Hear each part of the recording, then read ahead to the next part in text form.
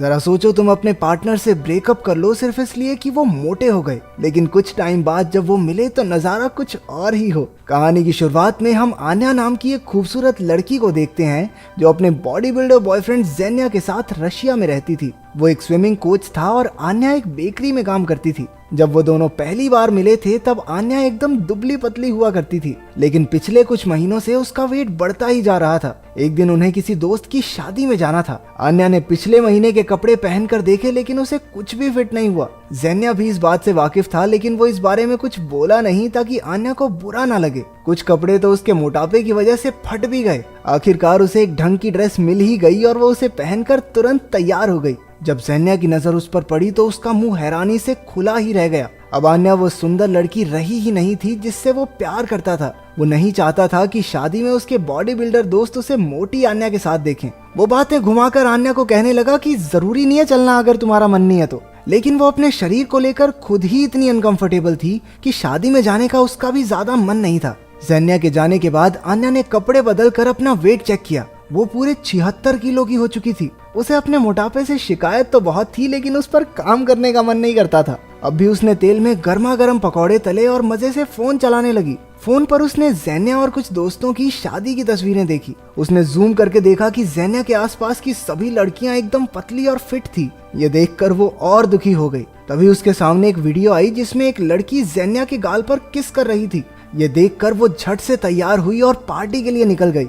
जब आन्या शादी की पार्टी में पहुंची तो उसने देखा कि जेन्या उसी लड़की के साथ चिपक चिपक कर नाच रहा था। आन्या को यह देखकर बहुत जलन हुई और वो उन दोनों के बीच जाकर नाचने लगी। जेन्या भी उसे देखकर हैरान रह गया, लेकिन फिर भी उन्होंने डांस जारी रखा। आन्या को देखकर वो दूसरी लड़की मुंह फुलाकर वहां से निकल गई। कुछ देर बाद जब वो दोनों बैठकर खाना खा रहे थे तब आन्या ने पूछा कि वो उस लड़की के साथ डांस क्यों कर रहा था। बस इसी बात पर उन दोनों में बहस छिड़ गई और जेन्या ने चिढ़कर कह दिया कि वो उससे तंग आ चुका है और उसका ये मोटापे से भरा शरीर उसे पसंद भी नहीं है। जब देखो बस खाती रहती है और कुछ काम है तुझे। ये सुनकर आन्या की आंखों में आंसू भर गए, लेकिन इससे पहले कि वो कुछ कह पाती हमारा नया शादीशुदा जोड़ा वहां आ पहुंचा। आन्या की मुस्कान उसी वक्त गायब हो गई जब लड़की ने उससे पूछा कि वो प्रेग्नेंट है क्या। इसके बाद जेन्या उसे हमेशा के लिए अलविदा कहकर वहां से चला गया। अगले सीन में आन्या रोते हुए अपनी माँ के घर जा रही थी। उसे अब कोई परवाह नहीं थी कि आसपास देखने वाले क्या सोचेंगे। आन्या ने रोते हुए अपनी माँ को बताया कि उसके बॉयफ्रेंड ने उसके मोटापे की वजह से उससे ब्रेकअप कर लिया है। उधर मम्मी जी ने समझाते हुए कहा, बेटा तू मोटी थोड़ी है, तेरी तो हड्डियां भारी हैं। इसे सुनकर तो आन्या और बुरा महसूस करने लगी। अगली सुबह उसकी दोस्त नताशा ने उसे अपने घर बुलाया। आन्या ने उसकी बैल्कनी में एक बेड फिट कर लिया और वहां बैठकर जेन्या की बुराई करने लगी। पता चला कि जेन्या पिछली रात उसका सारा सामान नताशा के यहाँ छोड़ गया था। जब तक वो नया घर नहीं ढूंढ लेती तब तक नताशा ने उसे अपने साथ ही रुकने को कहा। इसके बाद आन्या रो रो कर बस जेन्या की बुराई किए जा रही थी। नताशा और उसके पति ने उसे शांत करने की बहुत कोशिश की, लेकिन कोई फायदा नहीं हुआ। अगली सुबह नताशा ने उसे अपनी एक फ्रेंड की कहानी सुनाई जो बिल्कुल उसके जैसी हालत में थी। उसके बॉयफ्रेंड ने भी उससे ब्रेकअप कर लिया था क्योंकि वो मोटी हो गई थी। लेकिन आन्या की तरह रोने धोने की बजाय उस लड़की ने जिम जाना शुरू किया और 1 महीने में मॉडल जैसी पतली हो गई। उसके बॉयफ्रेंड को बाद में इतना पछतावा हुआ कि उस लड़की को वापस पाने के लिए उसने पूरा ऑफिस फूलों से भर दिया। अगली सुबह आन्या जिंदगी में पहली बार एक जिम में पहुंची। मशीनों का ढंग से इस्तेमाल करने में उसे थोड़ा टाइम लगा। कई बार तो वो ट्रेडमिल से ही नीचे गिर गई, लेकिन उसने अपनी सारी मेहनत पे पानी फेर लिया जब वो 1 घंटे बाद एक रेस्टोरेंट में बैठकर बर्गर पेलने लगी। नताशा उसी रेस्टोरेंट में काम करती थी और उसने आकर आन्या का खाना फेंक दिया। उसने गुस्सा होकर आन्या से कहा कि क्या वो 2 घंटे भी खुद पर कंट्रोल नहीं कर सकती। घर आकर आन्या ने अपने पूरे शरीर पर मॉइस्चराइजर लगाकर प्लास्टिक रैप से बांध लिया। उसे उम्मीद थी कि इन फालतू तरीकों से 1-2 किलो कम हो जाएंगे। रात को वो फ्रिज से कुछ चुरा कर खाने ही वाली थी कि नताशा ने उसे पकड़ लिया। अगली सुबह उसने फैसला किया कि अब से वो कुछ भी अनहेल्दी नहीं खाएगी। ये उसके लिए और भी मुश्किल था क्योंकि वो एक बेकरी में काम करती थी जहाँ चारों ओर खाना ही खाना था। एक केक बनाते वक्त उसने गलती से अपनी उंगली चाट ली और इसके बदले उसने उसी वक्त 10 स्क्वाट्स किए। दिन भर खाने की चीजें उसे अपनी ओर खींचती रही, बुलाती है मगर जाने का नहीं। और ऐसे ही आन्या ने पूरा दिन खुद को कंट्रोल किए रखा। शाम को वो कमरे में केक के साथ बिल्कुल अकेली थी। कुछ मिनट तक तो वो उसे घूरती ही रही और मन में उसे खाने का कोई ना कोई बहाना सोचने लगी। आखिरकार उसके सब्र का बांध टूट गया और वो एक ही बार में आधा केक खा गई। अब उसे एहसास हुआ कि शायद उसे ईटिंग डिसऑर्डर है। वो ऐसे लोगों की मीटिंग में गई जो उसी की तरह हर वक्त कुछ ना कुछ खाने की लत से परेशान थे। वहाँ एक आदमी भी था जिसका नाम है कोल्या। आन्या को सबके सामने बात करने में शर्मिंदगी महसूस हो रही थी, इसलिए उसने खुद को एंजेला नाम की एक जर्नलिस्ट बताया जो उन जैसे लोगों पर एक कहानी लिख रही है। वहाँ मौजूद सब लोग अपनी बीमारी के लिए कोई ना कोई बहाना देने लगे। कोई मानना ही नहीं चाहता था कि उन्हें कोई प्रॉब्लम है। ये देखकर कोल्या ने सबसे चिढ़कर कहा कि उन्हें सच्चाई को अपनाना ही होगा। उसने आन्या के झूठ के पार भी देख लिया था। वो जानता था कि आन्या भी झूठ बोल रही है। ये देखकर कि उसकी सच्चाई सबके सामने आने वाली है, आन्या एक फोन कॉल का बहाना करके बाहर चली गई, लेकिन कोल्या ने उसका पीछा किया। वो उसे एक रेस्टोरेंट में चलने को कहता है और फ्री के खाने को आन्या मना कर दे। हो ही नहीं सकता। कोल्या ने उसे आइडिया दिया कि उन्हें एक दूसरे का फिटनेस स्पॉन्सर बन जाना चाहिए। इसके मुताबिक उन्हें रोज इकट्ठे एक्सरसाइज करनी होगी, कुछ भी खाने से पहले एक दूसरे से पूछना होगा और एक दूसरे का सहारा बनना होगा।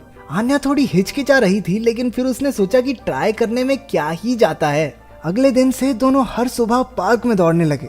जैसे जैसे वक्त बीता तो आन्या को एहसास हुआ कि कोल्या सच में एक अच्छा इंसान है। वो अपने मोटापे की वजह से खुद को बुरा महसूस नहीं करता था। उसके साथ रहकर आन्या भी खुद से प्यार करना सीख गई। दोनों एक दूसरे की परेशानियां समझते थे। जल्द ही आन्या का वजन कम होने लगा।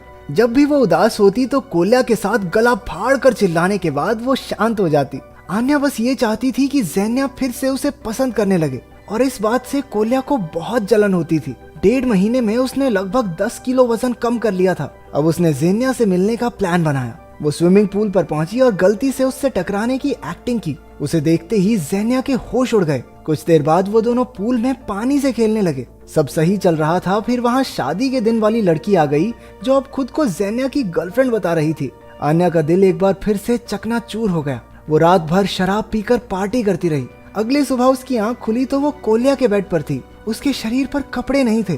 कोल्या ने उसे विश्वास दिलाया कि उसने आन्या को देखा तक नहीं। असल में पिछली रात आन्या शराब के नशे में एक अनजान आदमी के साथ जाने वाली थी जब कोल्या सही वक्त पर वहां पहुंच गया और आन्या को बचाने के चक्कर में मुंह पे मुक्का भी खा लिया। इसके बाद आन्या अपनी माँ के घर पहुंची। उसकी माँ ने कहा कि शायद वो अपने बचपन का दुख अब तक भूल नहीं पाई है। जब वो छोटी थी तो उसके पिता उन्हें अकेला छोड़ गए थे, इसलिए शायद अब ज़ेन्या के उसे छोड़कर जाने पर उसे इतना दुख हो रहा है। आन्या अगले ही दिन अपने पिता से मिलने पहुंची। क्योंकि रास्ता लंबा था तो वो कोल्या को अपने साथ ड्राइवर बनाकर ले गई।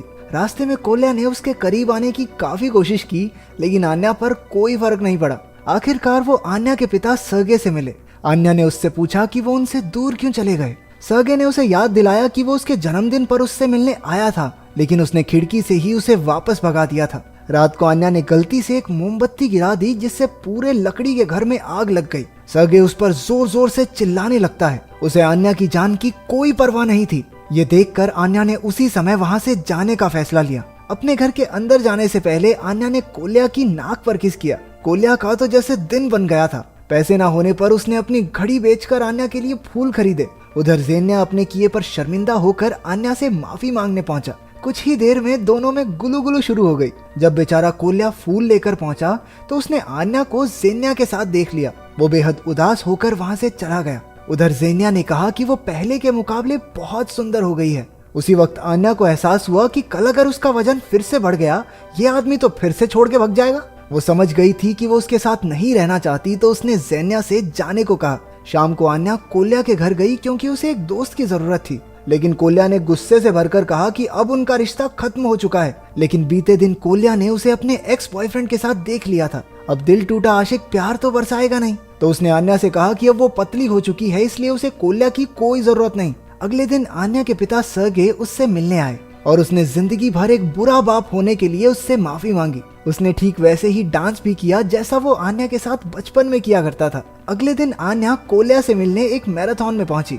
उसे कोल्ड ड्रिंक पीता देख उसने फटाफट बॉटल छीन ली और उसका स्पॉन्सर होने के नाते अपना हक जताने लगी। उसने कहा कि कोल्या का वेट अब भी कम नहीं हुआ, इसलिए अब भी वो उसकी स्पॉन्सर है। दोनों मिलकर मैराथन में भागे और जी जान से पूरी भी की। आखिरकार कोल्या ने आगे बढ़कर आन्या को किस किया। अब आन्या को एहसास हो चुका था कि वो बाहर से कैसी दिखती है, इससे खुशी नहीं मिलती। खुशी तो कोल्या की तरह खुद से प्यार करने में है। वो फिट होने की कोशिश जरूर करता था, लेकिन कभी अपने मोटापे को लेकर शर्मिंदा नहीं हुआ। आखिरकार कोल्या ने भी अपने प्यार का इजहार करने की हिम्मत जुटा ली और वो दोनों खुशी खुशी साथ रहने लगे। तो कमेंट्स में सच सच बताना, क्या तुम्हें अपने पार्टनर के मोटे या पतले होने से फर्क पड़ता है? झूठ मत बोलना, ठीक है।